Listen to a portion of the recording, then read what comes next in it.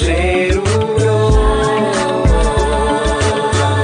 zvaramba nindoita sei.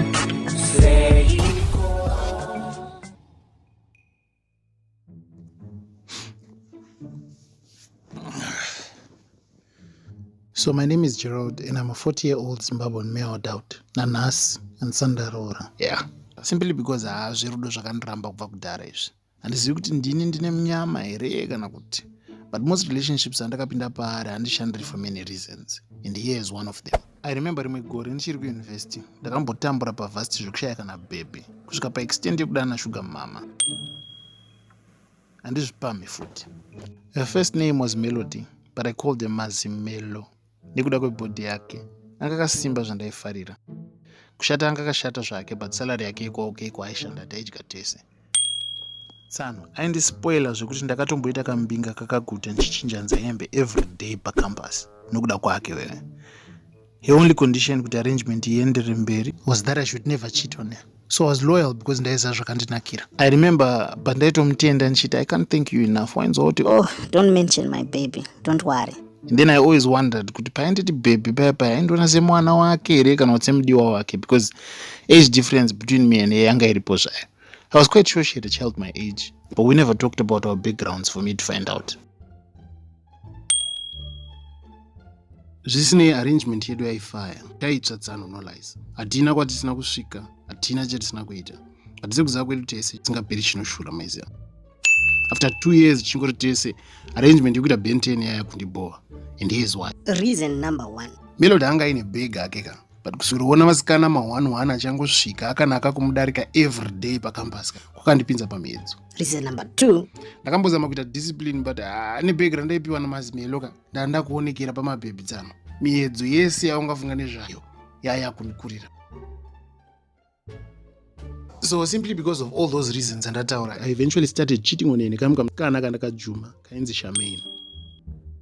Now Charmaine varumeka was what I called perfect wife material, the ideal trophy. In fact, let me start by saying, unlike Melody, she was young, yellow and beautiful. But it's a well-known fact that my yellow bone woboma high maintenance. Vanomoja maaridzana and vanodhura kuchengeta. So in this case it was obvious chakaitsa kuti mwana wevanhu handideka ka fake lifestyle kandairarama panguva iyo. Anyways, given the current circumstances, akambomira kuti ndisangane nema expectations aSharmaine. Inooneka expensive breakfast here and there. Kunzvimbo dzinodhura tsano.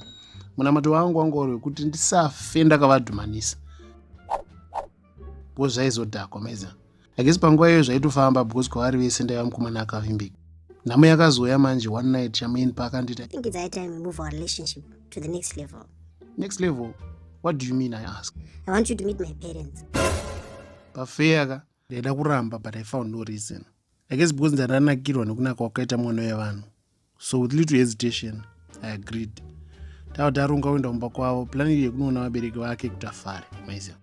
So unfortunately for me musi wakasvika, and on our way there aitondudza nezvefamily yake achiti mudhara wake akakiita chichi zvakawanda ndinamboteerera because hana yangu yaibika mananga tsano. Ndandane stress thinking here I was at 22 ndakutoronga zvekuita mukwasha. Indisina kana bag wangu. Apa vabereki vangu vari kutokanga waya zvavo kuti ndiuye kuchikoro kuzodzidza. Ndakangoti hamheno ikoko ndakasvingisa tikaramba tichienda. I remember vaigara kukaneighborhood kemari so. So ndakapotsa ndanzwa shungu dzekuda kutizira mwana wevanhu. Ndafunga nezvegeto randaigara ine. Papa nemusiyano tsano. Zvisinei tichisvika padeni pavo, Charmaine akatungamira kusvika padoor. Kwakunonditi are you ready? Ndakangogutsirira musoro, but musi uyu ndandisina kugadzikana. For some odd reason. Akavhura dhori pamba pavo raipinda mucorridor yananga kulounge. Ndikamuteera kumashure.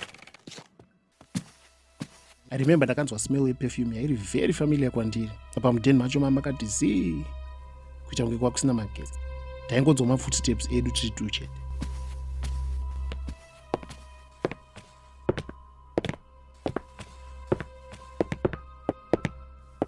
Ndichingopinda mulounge mavo so. You won't believe what I saw. Ndakabva ndati dhuma maziso naMazimelo. Akagara zvake pasofa wangu. And just before I could gather thoughts together, Charmaine nekusaziva broke the awkward silence. Vati, Jerry, this is my mother. Mama, this is my boyfriend Jerry. Kana ndimiwo.